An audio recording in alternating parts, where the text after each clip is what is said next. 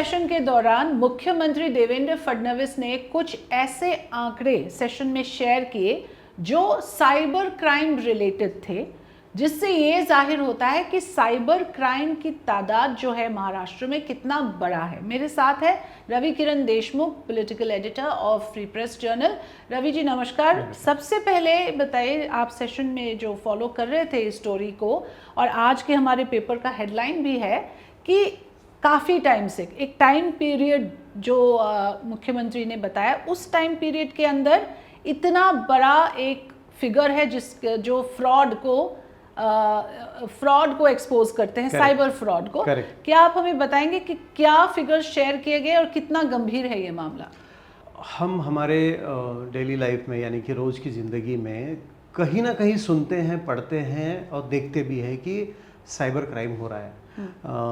किसी retired person के account से किसी ने पैसे निकाल लिए, कुछ लाख रुपए, कोई इन्वेस्टमेंट फ्रॉड का शिकार है, उसको बोला गया कि आपका पैसा दुगना करना है क्या आपको। तो ये सारे केसेस महाराष्ट्र में हो रहे थे। विधान परिषद में यानी स्टेट काउंसिल में एक सवाल पूछा गया, जो सवाल लगभग 12 या 14 कांग्रेस के एमएलसी थे, मेंबर ऑफ लेजिस्लेटिव काउंसिल, और 2-4 बीजेपी के भी थे। ये सवाल उन्होंने पूछा, लेकिन ये सवाल कल डिबेट के लिए आ नहीं सका।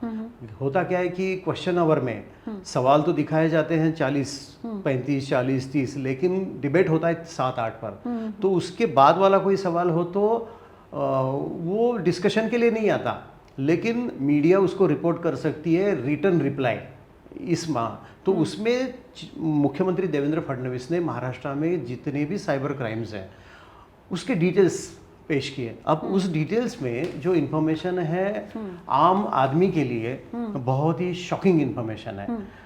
उन्होंने बताया कि मुंबई में लगभग 2,71,000 इन्वेस्टर्स के 2,71,000 पिछले 10 साल में 2,95,000 करोड़ 2.95 लाख करोड़ इतना पैसा उनको इतने अमाउंट के लिए उनको फंसाया गया। और इन्वेस्टर्स कितने इन्वेस्टर्स इससे प्रभावित हुए?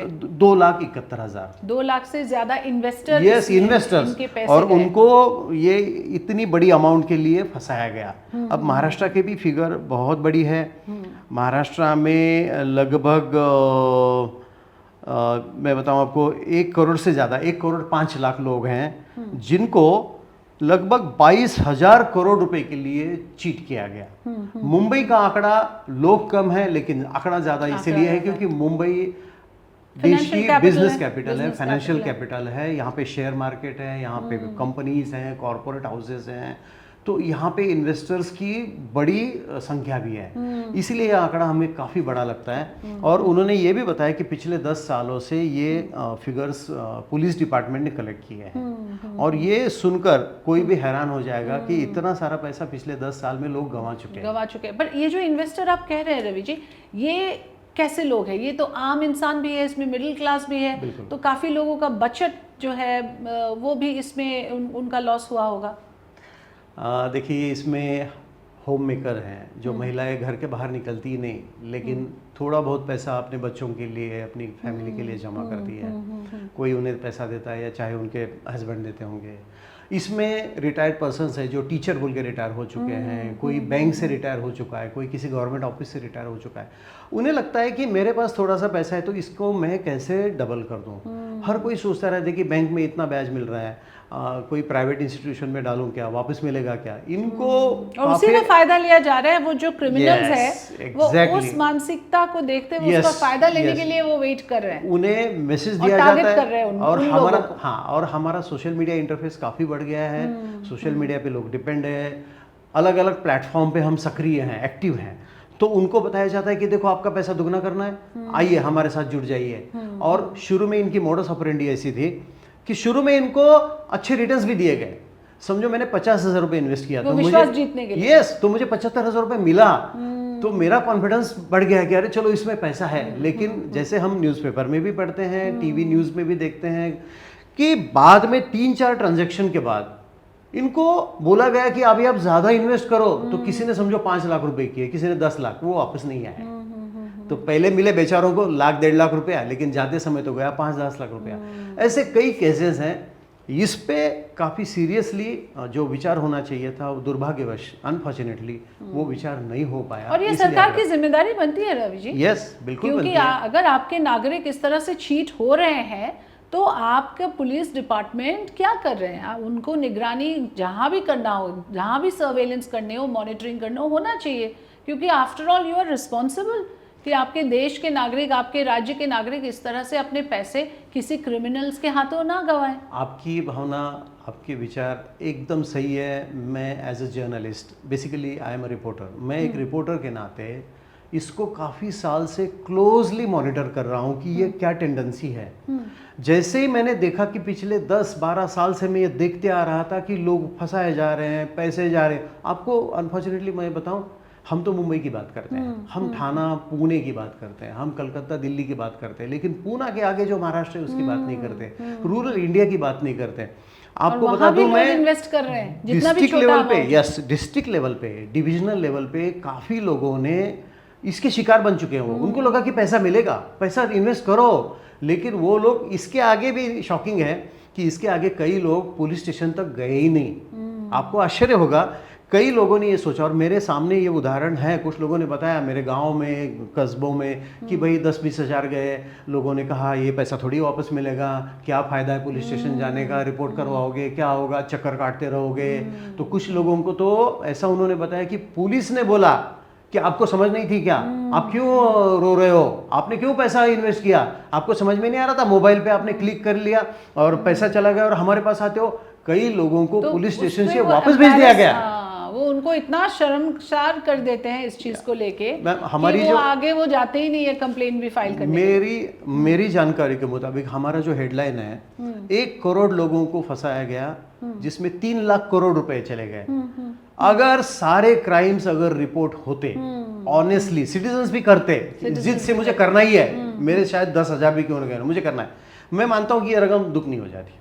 मैं इतना कॉन्फिडेंटली आपको बता सकता हूँ, ये रकम दुगनी हो जाती, 6 लाख करोड़ हो जाती। क्योंकि पिछले 10-12 साल में लोगों ने काफ़ी पैसा गंवाया है इसके ऊपर। लोगों की लिटरेसी लेवल जो है, हर चीज़ की लिटरेसी होती है, हमारी डिजिटल लिटरेसी कहें आप, अगर मैं गलत नहीं हूँ तो डिजिटल लिटरेसी कह सकते हैं, कि इस पे लोगों को पता ही नहीं चला कि हम जो कर रहे हो गलत है। आज भी कोई एसएमएस आ जाता है, उनको बोला जाता है कि आपके यहाँ से एसएमएस है, आप इस पे लिंक पे क्लिक करिए, और अनजाने में लोग क्लिक कर देते हैं। उनको ये पता ही नहीं कि उनके मोबाइल का सारा कंट्रोल थर्ड पार्टी के पास चला जाता है। क्योंकि पैसों का मामला है ही वैसा कि लोग ना जल्दी से बहकावे में आ जाते हैं, और किसी के भी जाल में फंस जाते हैं इस उम्मीद से कि उनका पैसा बढ़ जाएगा। क्योंकि लोग जो है, ज़्यादातर लोग हमारे देश में जो है वो बहुत मुश्किल से अपना बजट चलाते हैं। उनको अगर 2 पैसा एक्स्ट्रा जल्दी बढ़ाने का कोई एक गुंजाइश दिख जाए, कोई मौका दिख जाए, तो वो मौका पकड़ने में लग जाते हैं और कई बार फंस जाते हैं। सवाल ये आता है कि आपने तो एक बड़ा साइबर क्राइम सेल बना रखा है महाराष्ट्र में, क्या कर रहे हैं ये लोग, कौन सा ट्रैक कर रहे हैं, टैक्स पेयर मनी से उनका सैलरी जा रहा है, मुझे लगता है अपनी रीडर को, कितना कन्विक्शन रेट है उनका। यस मैम, कल मुझे लगता है कल पहली बार ये जब इन्फॉर्मेशन हाउस में दी गई, यानी कि स्टेट काउंसिल में, तब लोगों को पता चला होगा। हमने भी ये कैरी किया आज अपने न्यूज़ में, 50 साइबर पुलिस स्टेशन है महाराष्ट्र में। लोगों को शायद कितना पता है, आइडिया है, हमें बताना चाहिए हाँ, कि ये 50 पुलिस स्टेशन कहाँ है, डेडिकेटेड पुलिस स्टेशन है साइबर क्राइम के लिए, लोगों को पता होना चाहिए। और अभी हम सब लोग सुन रहे हैं कि इसके लिए एक डेडिकेटेड हेल्पलाइन है, जहाँ पे आप तुरंत फोन कर सकते हो कि अभी अभी मेरे मोबाइल से ऐसा ऐसा ट्रांजैक्शन हो चुका है और जो पैसा। तो ये सारा कब शुरू हुआ मैम? आपको मैं बता दूं, ये सारा शुरू हुआ है पिछले 1 साल से, 1-1.5-2 साल से, कि ये हेल्पलाइन है, ये नंबर है, इस पे आप जाके नेशनल पोर्टल है, इस पे कंप्लेन करिए। लेकिन मैम इसके पहले यानी कि 9-10 साल ये कहाँ था? ये मैकेनिज्म तो 10 साल का एक फिगर भी डिस्क्लोज हुआ है, तो मैं समझ सकती हूँ कि काफ़ी उस टाइम से जब लोगों में वो अवेयरनेस था नहीं। लेकिन रवि जी, जो अभी आपने कहा, मैं दर्शकों को मैं चाहूँगी कि वो गौर करे, जो आपने कहा कि हेल्पलाइंस, हाँ, साइबर क्राइम पुलिस स्टेशन, इनके बारे में जानकारी लीजिए, कभी भी आपके काम आ सकते हैं। या तो आप किसी दोस्त को वो सजेस्ट कर सकते हैं कि आपके साथ कभी ऐसा हुआ तो ये फैलाने वाला इन्फॉर्मेशन है, बहुत ज़रूरी इन्फॉर्मेशन है जो लोगों में इसकी जानकारी फैलनी चाहिए। अभी जो आपने कहा, लास्ट में सवाल आपको ये पूछना चाहूँगी कि अगर आम तौर पे हम लोगों को बेसिक सेफ्टी के लिए कुछ बोलना चाहे तो क्या होगा? जैसे आपने कहा लिंक में ना क्लिक करें, कैसे लोग बच सकते हैं इस तरह के क्रिमिनल माइंडसेट से, कैसे बचा जाए? एक तो मैं बता दूं आपको, बैंक तो हमेशा कहती रहती है बैंक वाले कि देखिए हम आपको कभी भी कांटेक्ट नहीं करते हैं मोबाइल से, मोबाइल नंबर से कोई बैंक अपने कस्टमर को, अकाउंट होल्डर को कांटेक्ट कभी नहीं करती है। अगर करना है तो लैंडलाइन से कॉल करते हो। लोगों को उसका फर्क समझ में आना चाहिए कि मेरी बैंक अगर मुंबई में है तो मेरी बैंक का कोड वर्ड 022 से शुरू होगा जो एसटीडी कोड है, और बाद में बैंक का नंबर आएगा।